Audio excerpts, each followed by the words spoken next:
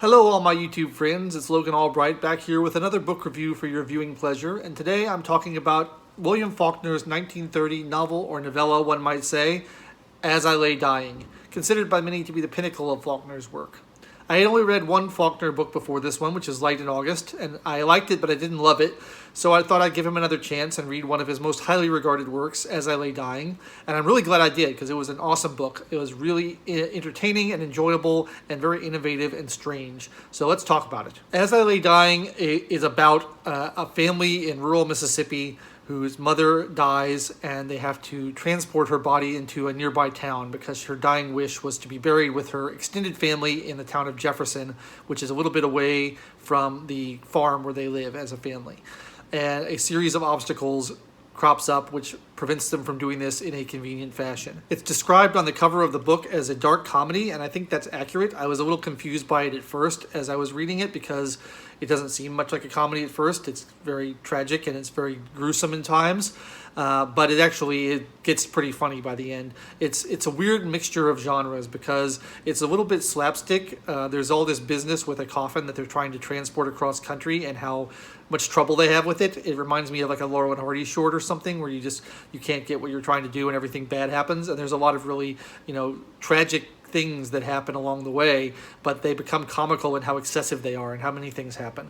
So there's that, but it's also, very dark and very gruesome and sometimes very macabre.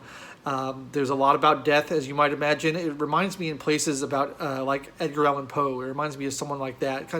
Faulkner is often described as writing in the style of Southern Gothic, and I never really understood that. And this totally makes sense to me because it is very death-obsessed, and it's kind of morbid, and it's kind of grotesque.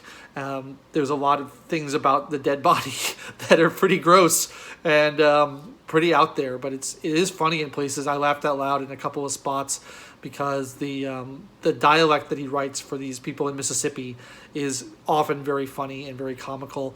The way the method they have of expressing themselves, the kind of idioms they use, the colloquialisms they use are very strange and often formulated in a very humorous way. So I really like that. But the main thing that people talk about with this book, and as well they should because it's really strange and innovative, is the shifting of narrative voices.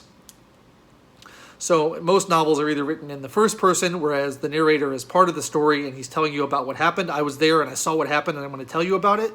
Or it's written in the third person, where it's some kind of external observer cataloging the history and what happened. And often you'll have an omniscient narrator who knows not only what happened, but all the thoughts and feelings of the characters about what happened, and maybe sometimes things the characters themselves didn't know. Omniscient third-person narrator is very common. There's also second person, but that pretty much only happens in choose-your-own-adventure books. This book, by contrast, is narrated in the first person, but the narrator shifts with every chapter. There's like 25 different narrators of this book, and every chapter has their own voice and their own perspective on how things are developing. And that creates a couple of really interesting things about the book. For one thing, you get different voices, right? Not everybody sounds the same. Not everybody thinks the same. So you get different people telling the story in different ways. And they're not telling the story like you would try to explain it to someone else. This is just an interior look at their thoughts about what's going on. And the result of that is you get a very fragmentary narrative. You're not told the entirety of what's going on at any one time. You just have what the person is thinking about at the time. And because the nature of people's thoughts is scattered and disjointed and strange, you often have to kind of piece together what's actually happening from the clues you get in various people's thoughts. And I think there's a really interesting difference in the way that people express themselves depending on where they're from or their backgrounds. So, for example, there's a child who is not only childish in his thinking, but also grieving over the recent death of his mother. And his thoughts are very fragmentary and very hard to piece together. Lots of repetition, lots of strange ideas and weird metaphors and things that makes it very hard to follow. Whereas someone who's much more older or more educated has a much more coherent narrative. And one of the things I find interesting is the divide between the country folk and the city folk, the farmers and the people from the city. The country folk are very inarticulate, not just in the way that they speak, but in the way that their narration or their thoughts happen. They often have a hard time expressing themselves to the city folk or to each other. They have a hard time giving voice to their thoughts, and they have a hard time organizing their thoughts as thoughts. And so when you have someone who's less educated and who's more rural in nature trying to give the narration of the story, it's a lot harder to follow because it's a lot more fragmentary, it's a lot more scattered, it's a lot more circular. There's a lot of dancing around ideas, and it's not organized in the way that someone who's trying to write a book for other people would organize their thoughts. Whereas when you have someone like the doctor from the city narrating, it's much more written like a traditional narrative where you have an organized series of thoughts that make sense in the order that they're in. There's also some jumping back and forth in time in the book, which makes it an additional challenge to figure out what's going on at any given time. So that may sound frustrating, and at parts I found it a little bit frustrating early on especially, but it's also fascinating. And I do think that you're satisfied at the end where all of these narratives are brought together and you understand what's going on in a more complete way because you've been able to piece together the narrative from all these different people. But it's a super interesting literary device of trying to tell this story in a unique way, where instead of just one person laying out everything that happened in order, you have all these different streams of consciousness weaving together in a very strange way. It's a short book. In my edition of the Library of America collection I have here, it's less than 200 pages, but it actually took me a while to read because you have to read it fairly closely for some of the reasons I mentioned. Because the narrative is scattered among different people, you have to kind of pick up on little clues of what's going on sometimes. You got to be paying attention to what's happening. You can't just skim it and get the full picture. So it took me a little while. You have to read it slowly. And then the other thing is that he often writes in dialect. He likes to represent the way that the people from rural Mississippi speak in the text. And so that can be a little bit more challenging to read than something traditional. He's pretty loose with his punctuation. Sometimes he leaves out punctuation altogether. He spells words in different ways to represent the accent or the way of speaking of the characters. And that requires a closer reading in order to understand what's actually happening. So while it's a short book and you can get through it fairly quickly, you can't really race through it because you really have to pay attention to what's going on, and you have to be kind of catch all the minutiae of what's happening in each individual chapter. There's a couple of major themes that are obvious in the novel. I think there's probably a lot more than where you read it. It seems very in-depth. There's themes of, like I already said, country versus city, and the difference in not only ways of expression, but in mindsets of those two groups of people. And I think, Faulkner was raised in Mississippi and probably was immersed in this culture and knew it pretty well. So it's interesting to see that. Obviously, death is a big theme, and grief, and how people process it and deal with it in different ways.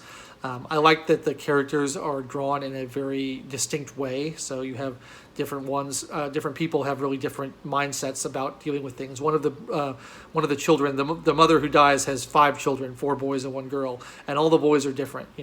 One of them, the eldest, is very stoic and tries to resist any kind of show of emotion or show of discomfort or pain or anything. He's just always saying, "I'm fine. Nothing bothers me. I'm fine."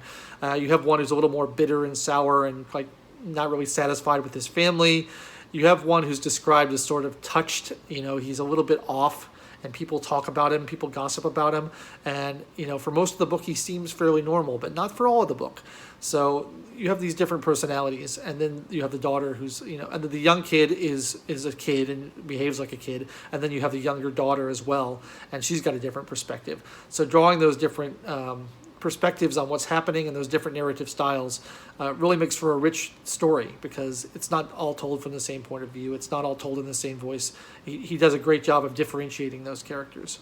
And I think that's a theme of the way that different people react to circumstances, the way that different people respond to grief, to adversity, to charity. There's religion as a theme for sure that shows up a lot. It's a deep novel, and even though it's short, I think there's a lot you could get out of it, and I really enjoyed it. And like I said, the mixing of genres, the little bit of humorous elements with the tragedy, with the gruesomeness, with the horror of it, all blends together in a very unique way. I really haven't read another book like this, and it made me want to read more of Faulkner's work, because like I said, I've only read one thing of his before, and it didn't really impress me that much, but this one did. This one kind of blew me away. So I'll be reading more Faulkner in the future, and I'd love to hear your recommendations. If you'd like to leave a comment and tell me which Faulkner book I should read next, I will definitely seek it out and try to make a study of it, because I enjoyed this a lot. So there you have it. That's my review of William Faulkner's As I Lay Dying. I really enjoyed it. It was really different and really interesting. I thought it had a whole new perspective on novel writing that I haven't really seen too much of in the past. So thanks so much for watching, and I hope you all have a very Merry Christmas. If you enjoyed this video, please give it a like and subscribe to the channel, and I'll be sending more your way very soon. Thanks so much. I'll catch you next time.